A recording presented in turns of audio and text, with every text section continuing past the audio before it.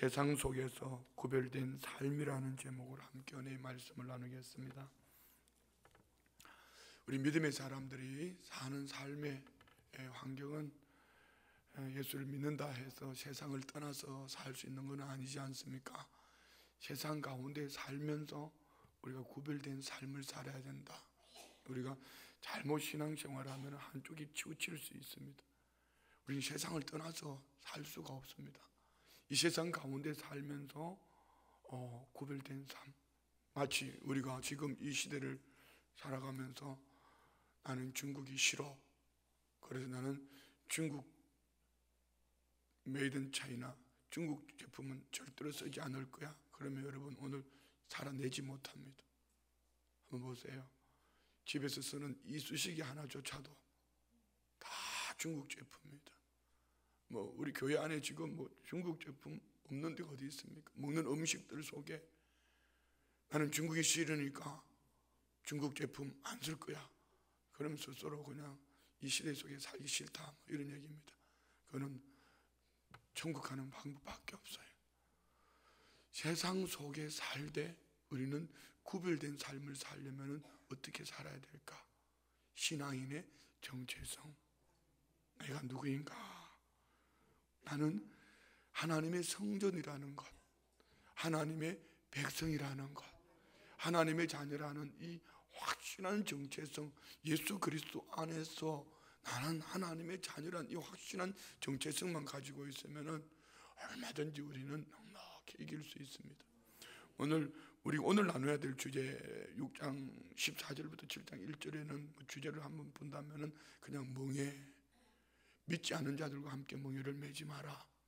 이것을 주는 우리는 제일 많이 적용하는 데가 결혼입니다. 그러나 이보다도 본질적인 것은 그것이 아니고요, 우상숭배자들입니다. 우상숭배자들. 자, 믿는 사람과 믿지 않는 자 가치관이 다르죠.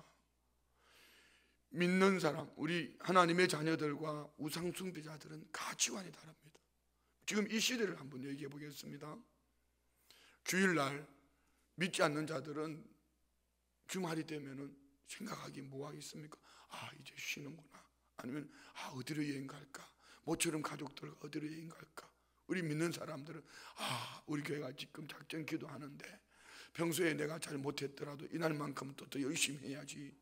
가치관이 같아요, 달라요? 월급을 받으면은 믿는 사람들은 11조를 10분의 1을 구별하여 드려야지, 첫째물을 드려야지, 이렇게 할 때에 월급을 받았으니 세금 떼고 뭐 떼고 뭐하고 뭐할까? 가치관이 다른 거죠. 이는 겉으로 드러나는 부분이라면 속의 생각도 다릅니다.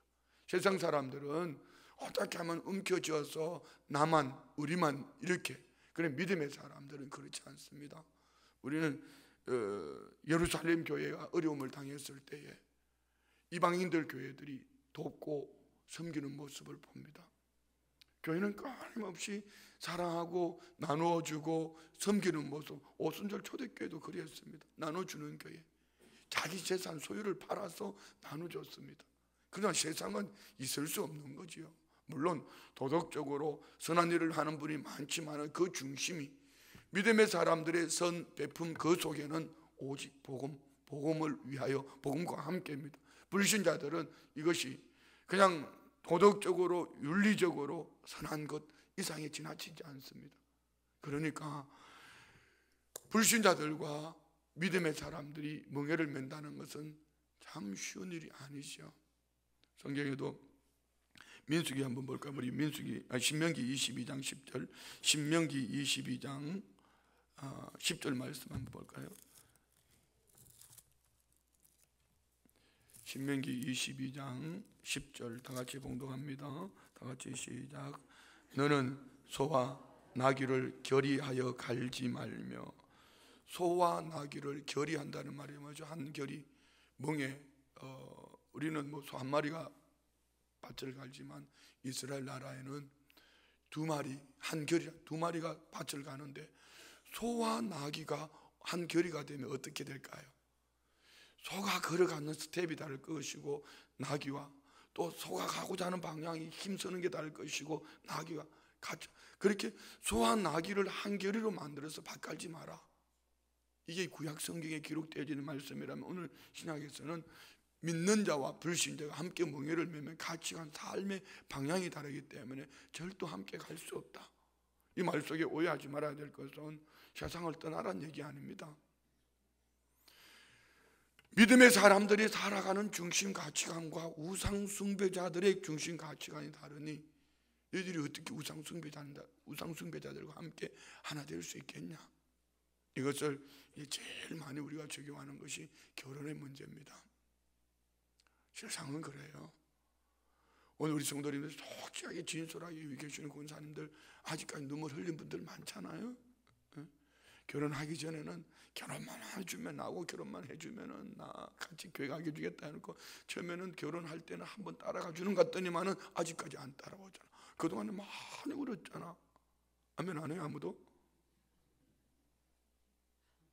자기들이 그렇게 해놓고 얘기해놓고는 정말 많은 분들이 이게 타협을 많이 해요. 목사님, 좀 쉽게 정리해 볼게요. 목사님도 불신자였는데 사모님 믿고 결혼해가지고 목사님 목사 됐잖아. 맞아요. 본질은 그걸 말하고자 하는 게 아닙니다. 결혼하지 말라 이런 차원이 아닙니다. 가치관이 다른 삶을 가지고 우리가 신앙생활을 어떻게 할 수 있냐 이런 얘기입니다. 여러분 마음대로 하십시오. 여러분의 자녀들을 불신자들 그 사람이 환경이 좋으니까 배경이 좋으니까 그 사람을 사유로 삼고 싶다, 그를 며느리로 삼고 싶다 하십시오. 그리고 그 이후에 피눈물 날 때가 있습니다. 둘 중에 하나야 됩니다. 신앙을 버리든지 아니면은 피눈물을 흘리든지 둘 중에 하나. 그러나 여러분 안에 확실한 믿음의 신앙의 가치관을 가지고 저 사람은 저 영혼을 살리겠다, 내 한평생 목숨 걸고 나 저 영혼 하나 살리는 게 내 사명이다, 그러면 얼마든지 하세요.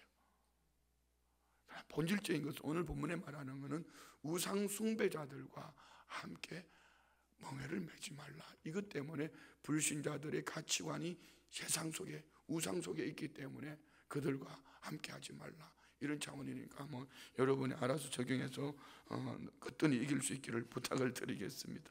거기서 한번 보세요. 어디서 보물 수 있냐면은 우리 본문 14절부터 봅니다. 14절, 너희는 믿지 않는 자와 멍에를 함께 매지 말라. 의와 불법이 어찌 함께하며 빛과 어둠이 어찌 사귀며 그리스도와 벨리알이 어찌 조화되며 믿는 자와 믿지 않는 자가 어찌 상관하며. 믿는 자와 함께 믿지 않는 자와 함께 멍에를 매지 말라. 그러면서 몇 가지를 얘기합니다. 의와 불법, 절대로 함께 하나 될 수 없는 것입니다.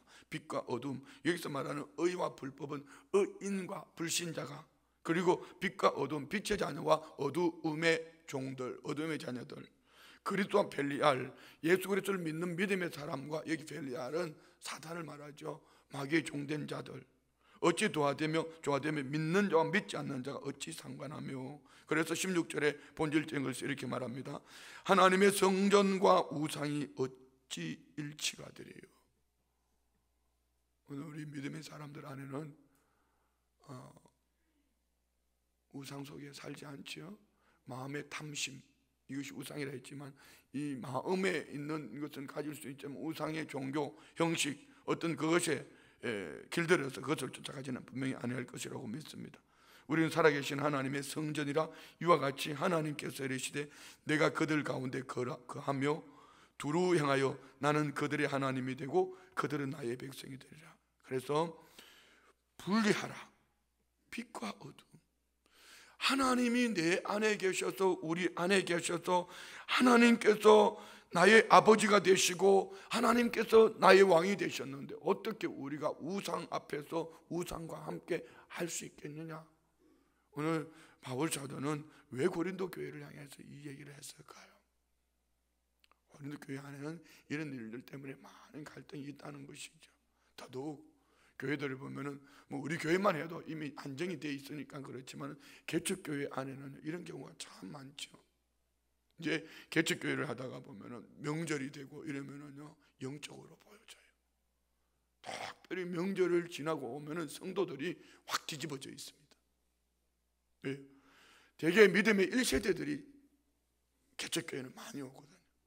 귀신 들린 사람, 어쩔 수 없어 교회 와서 고침받기 위해서 중독자들, 처음 예수 믿는 사람들이, 주변에는 다 예수 믿는 사람이 없어. 그래서 믿음 안에서 들어와서 겨우 믿음으로 일어나서 조금 일어날만 하면은 이제 명절날 불신자들과 함께 만나서 그냥 같이 막 뒤집어 버렸습니다. 제사도 지내고 막 같이 먹고 마시고 그럼 눈이 또 확 뒤집어져 있어요. 설교 시간 눈 감는 거하고 전혀 상관없습니다. 눈이 확 뒤집어져 있어요. 그러면은 그것도 회복하려면은 한참 시간이 걸려요. 근데 우리 성도님들은 이미 안정되어 있기 때문에 웬만큼 그래도 기존 성도들이 이런 분들을 다 영적으로 커버해서 나가잖아요. 그럼 개척교회는 힘들어요. 명절만 지나고 오면은 막 뭐가 조이는 것 같아. 너무 힘든 거예요. 내가 눈 뜰 때까지 한번 두드려 볼 거다.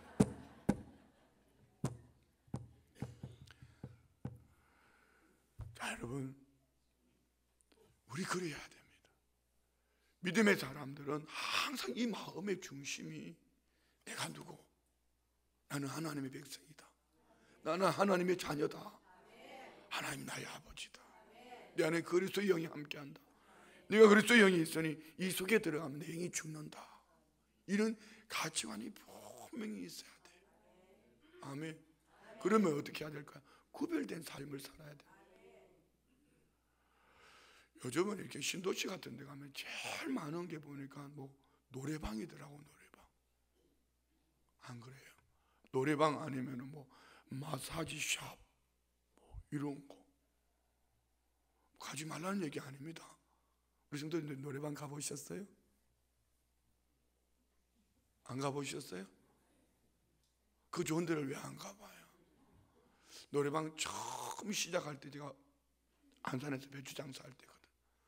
완전 노래방 처음 시작할 때 했던 사람 완전 대박이 났습니다. 손님들이 막.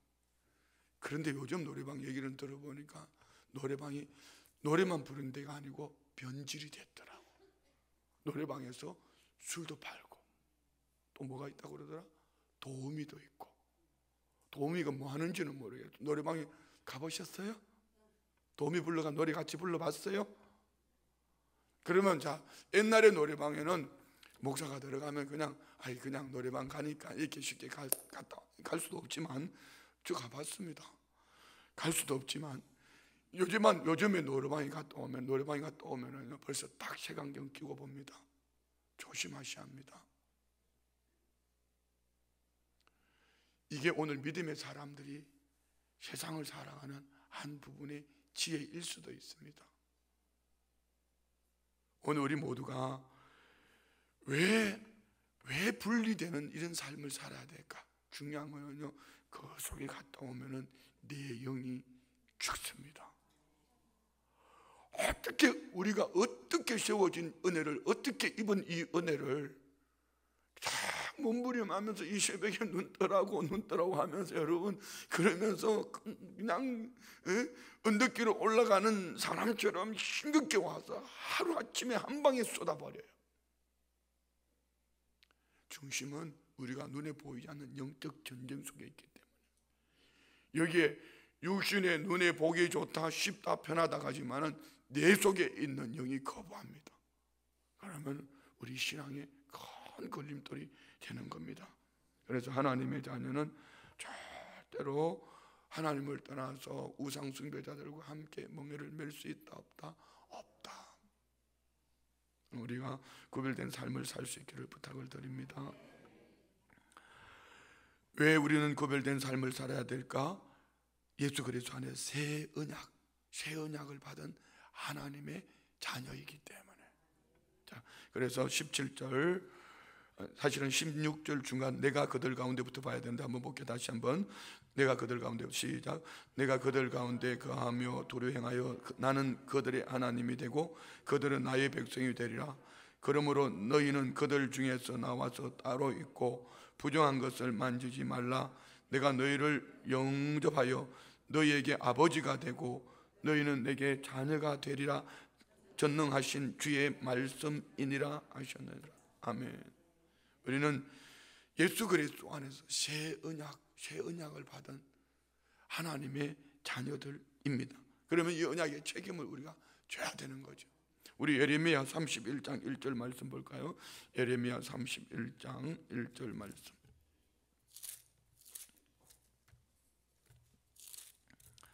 다 같이 한번 봉독하시겠습니다. 31장 1절 시작. 여호와의 말씀이니라. 그때에 내가 이스라엘 모든 종족의 하나님이 되고 그들은 내 백성이 되리라. 아멘. 그때에 새 언약, 이제 바벨론의 포로로부터 자유함을 얻을 때, 포로에서 자유를 얻을 때, 오늘 우리에게 중요합니다. 예수 그리스도 안에서 자유를 얻은 우리 새 언약의 백성이 되어진 줄 믿습니다. 새 언약의 백성답게 우리는 살아야 한다. 그래서 우상 숭배자들과 함께 몽회를 맺지 마라. 7장 1절. 그런즉 사랑하는 자들아, 이 약속을 가진 우리는 하나님을 두려워하는 가운데서 거룩함을 온전히 이루어 육과 영의 온갖 더러운 것에서 자신을 깨끗하게 하자. 새 언약 백성으로서 구별된 삶을 살라는 것입니다. 이는 단순히 육신의 몸만이 아닙니다. 오늘 우리 성도님들이 성령의 충만 받아야 될 이유가 어디에 있죠? 성령 충만 받아야 될 이유, 우리 마음에 굳은 것을 제하여 버리고, 할렐루야, 하나님의 영으로 충만하기를 원합니다. 바라보는 눈빛이 다른 거예요. 생각의 가치관이 다릅니다. 한쪽에는 불쌍히 여겨야지, 용서해야지 하고 있을 때, 한쪽에서는 야, 얻어맞고 돌아다니냐? 몽둥이 하나 좀 가서 패고 와, 이런 거예요. 자, 부모님이 믿음의 부모와 불신 부모가 있을 때에 자녀가 삶의 가치관이 혼돈됩니다. 물론 믿는 사람들 중에서도 가치관이 똑같은 사람이 있습니다. 세상 사람들하고. 그러나 그는 하나님의 영이 충만하지 못하기 때문에, 하나님의 영에 충만한 하나님의 사람들은 주님 말씀하신 대로, 내가 언약 백성이니까 내 육체는 이것에 길들여져 있지만 말씀하신 말씀 속에서 살아가려고 몸부림하니 원수를 사랑하고 핍박하는 자를 좀 주고 가는 게, 핍박하는 자를, 어제 오후 예배 마치고 어제 저녁에 우리 교역자들과 함께 순복음 봉독교회를 갔다 왔잖아요. 할매들 있는데, 그 교회가 부흥했어요. 할매들이 전도를 해가지고 7명이 부흥했다나 어쩐다나 하여튼 그래요. 그리고 어젯밤에 우리 교역자들하고 전부 다 27명을 한 할매가 카드를 쫙 끌고 식사 대접을 하더라고. 이 할매들이 설교를 하는데 커뮤니케이션이 너무 잘 되는 거야. 설교가 절로 나오는 거예요. 그냥 뭔 얘기를 하면은 별로 웃을 것도 아닌데 막 갈갈대고 웃고, 설교하다가 좀 얘기하면은 물어보면서 설교도 하고, 그러니까 며칠 동안 설교해도 그 교회는 지치지 않을까. 제가 그 교회 부흥회를 2년 동안 가봤잖아요. 창립 48주년, 어제가 48주년인데 그 할매들이, 그래서 제가 처음에 그랬죠. 이렇게 어떻게 1년에 한 명은 전도하셨어요? 24분이었는데 그러면 24명 늘어나야 되지 않겠냐고. 처음에 보니까 좀 빠진 것 같아. 그 할매들도 안 보이네. 그랬더니 물어보니까 오늘이 장날이래. 어제가 장날이래. 장애가 한다는 거야. 그냥 좀 이따 설교한다 보니까 한 분씩 들어오더라고. 어쨌든 그래. 거기는 이 커뮤니케이션이 너무 잘 되는 거야. 피드백이 잘 되는 거야. 뭔 얘기를 하면은 막 내가 설교자가 설교를 못할 정도로 그렇게, 그래서 이 교회가 행복하구나. 그런 젊은 목사님이 그 시골에서 목회를 하는 그 아들이 여기 대룡산 군부대에 이제 장교로 와 있는데, 너네 아버지는 어떻게 시골에서 목회하는 거 어떻게 생각하니? 우리 아버지가 좋아서 하는 거 그냥 내버려 두세요. 이렇게 얘기하는. 우리 아버지는 그게 딱 맞다는 거예요. 그래서 저도 보면서 이거 참 아무나 할 수 있는 그 교회는 진짜 행복한 교회더라고. 우리도 그랬으면 좋겠어. 내가 왜 이 말을 오래 하는지 나도 모르겠지만 다시 한번, 원수를 핍박하는 자를 오른뺨을 때리면 2대 때리고, 오리를 가자면 속옷을 달라면 이렇게. 우리 사실 쉽지 않아요. 우리 한번 찾아볼까요? 찾지 말아요. 우리가 쉽지 않습니다. 그렇지만 성령의 사람은 그렇게 살아가려고 몸부림하던 어느 날 뒤돌아보면 그 속에 참만족을 누릴 만한 행복이 있습니다. 이는 육신의 사람, 불신자들은 도저히 이해가 되지 않는 얘기입니다. 성령의 사람은 그렇게 살아가면서 이 안에 기쁨을 얻는 거예요. 불신자들은 이렇게 살아가면 손해보는 것 같고 뺏기는 것 같습니다. 왜요? 그 안에 하나님의 영이 없기 때문에. 하나님의 영이 가는 하나님의 사람들은 이렇게 세상과 구별된 삶을 살면서 주의 말씀을 쫓아 믿음으로 행하며 살아갈 때 이 안에 계시는 성령님이 그 안에 기쁨을 주거든요. 그러니까 행복한 거예요. 행복한 거예요. 예물 드릴 때도 마찬가지예요. 우리는 자꾸 11조에 대한 것을 들어서 너무 받지 마세요. 제가 어제 말했잖아요, 오후 예배 때. 여러분, 11조는 세금을 떼고 하는 게 맞습니까? 세금을 떼지 않고 하는 게 맞습니까? 자기 마음대로 하세요. 은혜대로 하세요. 저는 제가 받는 11조에 한 30%를 항상 더해서 11조를 합니다. 이유는 식사 대접도 받고 또 뭐 이렇게 대접받는 게 많잖아요. 그러면 10,000원짜리 밥을 누가 대접을 받고 왔으니까, 그럼 10,000원짜리 대접을 받고 왔으니까 1,000원을 또 11조 할 수도 없잖아요. 그러니까 제 중심은 그렇습니다. 의심스러우면 우리 재정부 가서 확인해 보세요. 교회에서 받는 사례비 항상 30-40%는 다 합니다. 제 나름대로의 신앙 고백이니까, 첫 열매를 드리는 고백이니까 여러분도 여러분의 중심을 가지고 하나님 앞에 구별하여 드리시면 되는 거예요. 그것이 어느 날 처음에는 나는 11조라고, 예를 들어서 100만 원을 받아서 수입해서 처음에는 11조라고 5만 원을 드리면서 기쁨을 얻었는데 어느 날 이 은혜 속에 살다가 보니까 그것이 아니더라고요. 11조를 할 것은 100만 원에 10만 원을 드리는 것이 온전한 11조구나 깨달아졌어요. 그런데 어느 날 보니까 100만 원에 10만 원만 드리는 것이 아니라 이 90만 원을 어떻게 쓰는가, 이게 참 중요하더라고요. 왜? 90만 원은 내게 아니고 하나님 내게 맡겨주신 거더라고요. 그러더니 어느 날부터는 100만 원에서 내가 10만 원이 아니라 이 100만 원에서 내가 대접받은 것도 있으니까, 그러면서 여기다 한 30-40%를 더해서 하니까 또 내 나름대로 행복이 있어요. 모르겠어요. 앞으로 어떻게 하나님이 또 저를 만들어 갈지는 모르지만은 성령의 사람은 세상 사람들과 다른 것이 그런 거예요. 내가 손해보는 것처럼 보여지지만 성령의 사람들은 이것을 믿음으로 행하고 나면 이 안에 주님이 기뻐하시는 행복이 있습니다. 오늘 우리 성도님들의 삶에 성령 안에 이런 참만족, 곧 구별된 삶을 살아내는 이런 은혜가 있기를 주의 이름으로 축원드립니다. 할렐루야. 왜요? 우리는 새 언약 백성이기 때문에 어떻게 해야 된다? 사랑하는 자들아, 이 약속을 가진 우리는 하나님을 두려워하는 가운데서 거룩함을 온전히 이루, 거룩함 구별된 삶을 살아서 육과 영의 온갖 더러운 것에서 자신을 깨끗하게 하죠. 육과 영의 온갖 더러운 것에서 자신을 깨끗하게 하죠. 오늘 우리 안에 연애가 있기를 원합니다. 자, 시간이 10분 남았으니까 6장 1절 다 같이 시작. 우리가 하나님과 함께 일하는 자로서 너희를 권하노니 하나님의 은혜를 헛되이 받지 말자. 무슨 말일까요?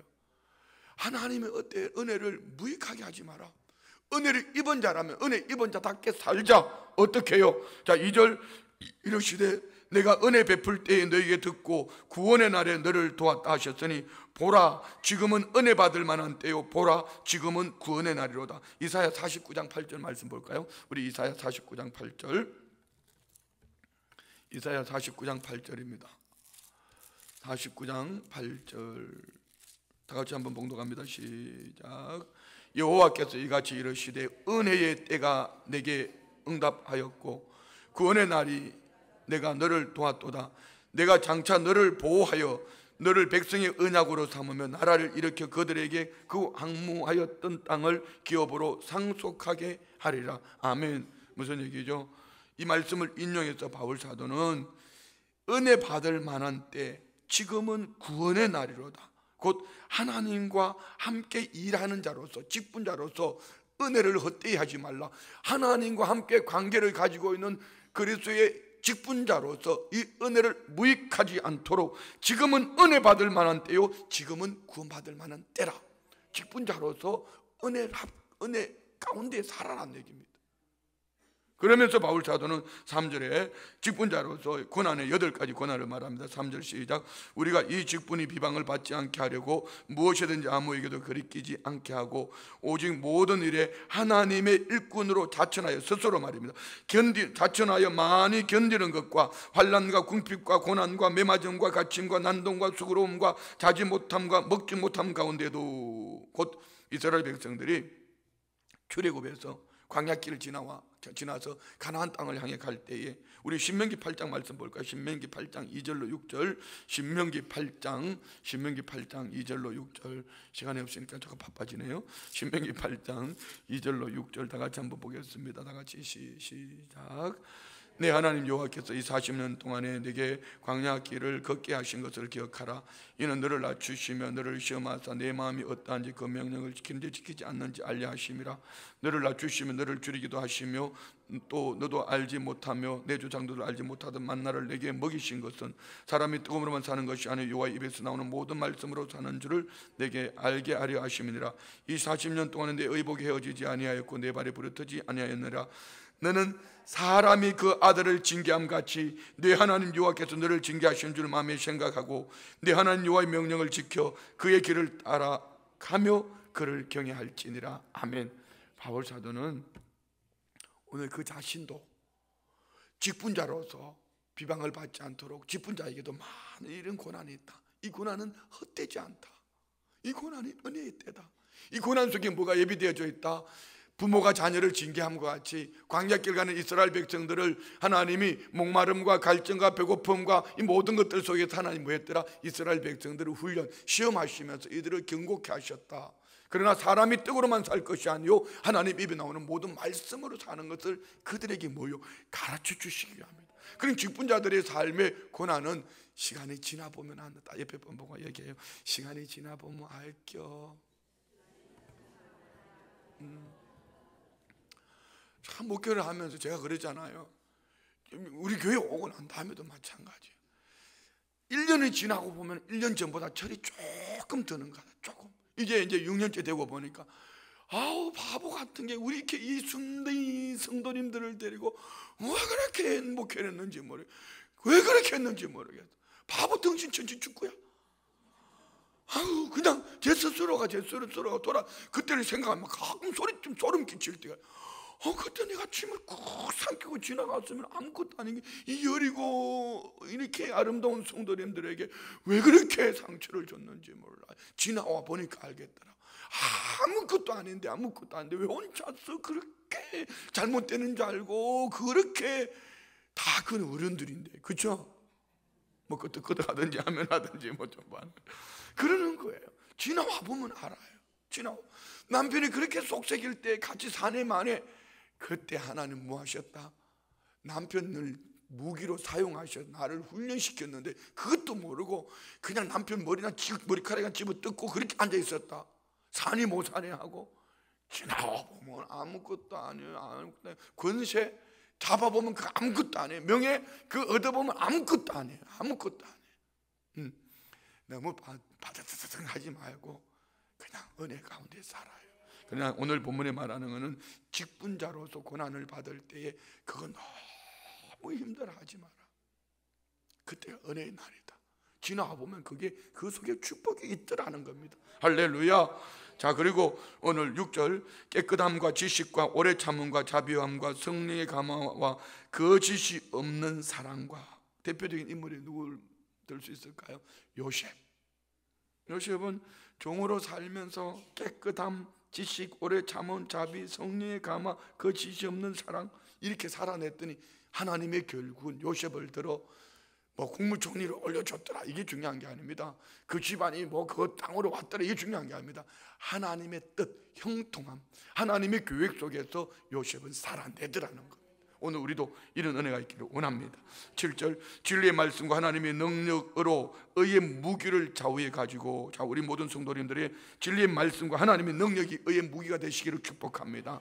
어떤 살아온 방법, 세상 가치관, 나의 중심, 좌우명 이것이 아니고 하나님의 진리의 말씀과 하나님의 능력으로 의의 무기를 가질 수 있기를 축복합니다. 어디에? 좌우에 가지고. 자, 8절부터 이중적인 그 가치관을 말합니다.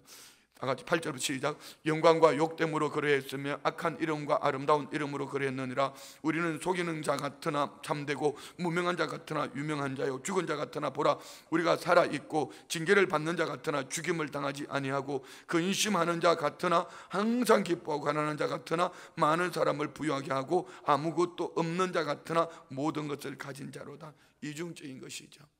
겉과 속이 다르더라. 이는 그 따르고 속 다른 사람을 말하는 게 아니고 겉으로 바라볼 땐 저 사람 아무것도 없는 사람 같아. 근데 속에 들어가 보니 있더라. 무명한 자 같아 보이는데 저 사람 참 하나님 나라 유명한 자다. 뭐 이렇게. 그래서 중요한 거는 이 11절부터예요. 11절부터 핵심은 이겁니다. 좀 마음 넓히고 살자. 마음 넓히고 밴댕이 소알딱지로 살지 말고 마음 넓히고 살자. 뭐 이런 얘기입니다. 11절 시작. 고린도인들이여 너희를 향하여 우리의 입이 열리고 우리의 마음이 넓어졌으니 너희가 우리 안에서 좁아진 것이 아니라 오직 너희 심정에서 좁아진 것이니라. 내가 자녀에게 말하듯 하노니 보답하는 것으로 너희도 마음을 넓히라. 율법으로 신앙생활하면 자꾸 마음이 좁아져요. 좁쌀이 돼요. 자꾸 돌을 던지게 돼요. 너 징계합니다. 너 이렇게. 근데 은혜 가운데 있으면은 그럴 수 있어. 그럴 수 있어. 그럴 수 있어. 그럴 수 있어. 선우재원 형제가 어제 예배를 마치고 나가는데 제가 물어봐. 요즘 무탈하지 아무 일 없죠? 그랬더니 다른 날 같으면 자신 있게 목사님 나 아직까지 명절 지나고 아직까지 새해 들어서 한 잔도 안 먹었어요. 이렇게 자신 있게 말하는데 어제는 뭔가 표정이 약간 말도 안 하고 그냥 이렇게 나가는. 그래서 내가 전도사님 불러가지고 물었잖아. 왜 저러노? 딱 한 번 한 잔 했대. 야, 참. 그래서 내가 되게 미안하더라고. 물어보지 말걸. 그럴 수 있죠. 여러분 알코올 중독자가 제자 훈련하고 변화되려고 그렇게 몸부림을 치는데 거기다가 목사가 그랬으니 그냥 그 전에는 안 하실 때는 몇 달 동안은 그냥 몇 개월 동안은 자신 있게 목사님 나 한 잔도 안 먹었어 이렇게 했는데 그 한 번 먹은 게 다 걸리니까 나가면서 막 말도 못하고 이렇게 하는데 내가 엄청 미안한 거 있잖아요. 미안한. 그러면 안 해도 되는데 그죠? 한번 생각이 얼마나 감사해요. 여기 뭐 우리 여러분들이 그렇게 하면 내가 그러시면 좀 그렇잖아요 이렇게 하겠지만은 선우재영 형제를 얼마든지 우리가 100번 1000번 이해해 줘야지. 알코올 중독자가 혼자서 그렇게 일어나려고 몸부림하는 거 보면 참 귀하잖아요. 너무 감사하잖아요. 너무 귀한 거예요. 그러니까 우리 마음을 좀 넓혀요. 마음을 좀 넓혀. 자녀들을 향해. 그래 지금 바울 사도는 여러분 자녀들 다 자녀들 키운 부모들이잖아요. 자녀들이 참 가끔 이렇게 할 때 나도 우리 아버지한테 그렇게 했어요. 저도 뭐 아버지가 나한테 해준 게 뭐가 있냐고 뭐 이렇게 하지는 않았지만 비슷하게 막 이렇게 막 아버지 돈 달라고 안 주니까 아버지 주머니까 막 가지고 내가가지고 그러면 부모 입장에서는 막 속이 상해가지고 이해가 안 되잖아요. 그러면 회초리 들고 이렇게 하지만은 사실은 부모는요 어디까지나 부모예요. 때려놓고도 아플까봐 또 안티프라민 갖다 발라주고 잠들어 있을 때 말입니다. 그리고 뒤돌아서서 우는 게 부모예요. 지금 바울 사도가 그렇게 하는 거죠. 고린도 교회를 향해 성도들을 바라보면서 만지면 터질까 불면 날아갈까 막 말씀으로 너 그렇게 살면 안 돼 그렇게 살면 안 돼 막 찌찍질 해놔놓고도 아비의 심정이야. 내가 아비 심정이다. 너 그렇게 그거 아니야. 너희들이 채찍하는 거 아니야. 마음을 좀 넓혀라. 내가 너희들에게 잘못됐다고 하는 게 아니다. 좁쌀치는 마음을 좁은 마음을 가지고 그것 때문에 움츠러들지 말고 마음을 넓혀라. 마음을 넓혀라. 옆에 우리 같이 마음을 넓히자. 마음을 넓히자. 할렐루야.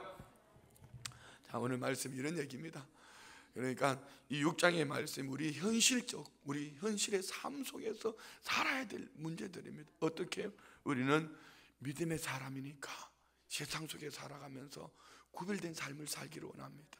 세상을 떠나 살 수 없습니다. 세상을 떠나 살려면은요 천국 가는 것밖에. 천국. 우리 하나 더 찾아보고 끝낼까요? 고린도전서 5장 9절. 자, 보세요. 고린도전서 5장 9절이 맞을 거야 아마. 그래, 좋아요. 5장 9절부터 10절까지 시작. 내가 너에게 쓴 편지에 음행하는 자들을 사귀지 말라 하였거니와, 이 말은 이 세상에 음행하는 자들이나 탐하는 자들이나 속여 빼앗는 자들이나 우상 숭배하는 자들을 도무지 사귀지 말라 하는 것이 아니니, 만일 그리하려면 너희가 세상 밖으로 나가야 할 것. 세상 밖으로 뭐죠? 천국 가야 된다는 얘기입니다. 음행하는 자들, 우상 숭배한 자들과 사귀지 말라, 이 말은 그들 속에 살지 말라 얘기가 아니고, 그들 속에 같이 살면서 복음을 전하되 함께 멍에를 매지 마라, 우상 숭배자들과. 오늘 지금 본문이 그 얘기예요. 그러니까 우리가 세상 속에 살면서 구별된 삶을 살아 믿음의 본이 되어서 그 영혼들을 주께로 인도하는 복음의 산증인 되시기를 주의 이름으로 축원드립니다. 기도합니다. 좋으신 아버지 하나님, 감사합니다. 하나님의 은혜 속에 껴있는 주의 백성들, 새벽을 깨우며 오늘도 은혜 가운데 믿음으로 달려갑니다. 우리가 너무 연약합니다. 주여, 우리를 붙들어 주셔서 하나님의 허락하신 이 삶의 터전 광야길 가운데에 때로는 하나님은 갈등하고 갈증하고 혼미하고 때로는 여러 가지 힘들고 어려운 일이 있지만 우리 주의 성령이 함께 하시니 모든 것을 넉넉히 이길 수 있도록 도우심을 믿습니다. 우리가 이 세상 속에 구별된 삶을 살아내어 주님 앞에 섰을 때 잘했다 칭찬 듣는 모든 믿음의 사람들 되게 하여 주옵소서.